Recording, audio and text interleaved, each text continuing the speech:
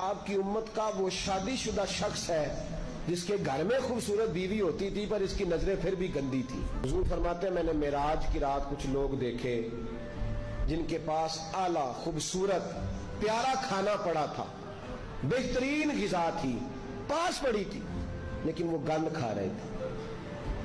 وہ بدبودار چیزیں کھا رہے تھے, کیڑے مکوڑوں والا گند کھا رہے تھے, کیچڑ کھا رہے تھے. تو میں نے کہا کہ جبریل یہ کون ہے؟ تو عرض کی یا رسول اللہ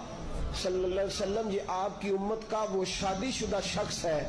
جس کے گھر میں خوبصورت بیوی ہوتی تھی پر اس کی نظریں پھر بھی گندی تھی. میں کہا کرتا ہوں کہ نکاح نصف الایمان, نکاح آدھا ایمان ہے, تو جو شادی کے بعد بھی نظر گندی کرے اس کو کیا کہوں؟ خدا را اس وقت سے ڈرو جب اللہ کا قہر نازل ہو,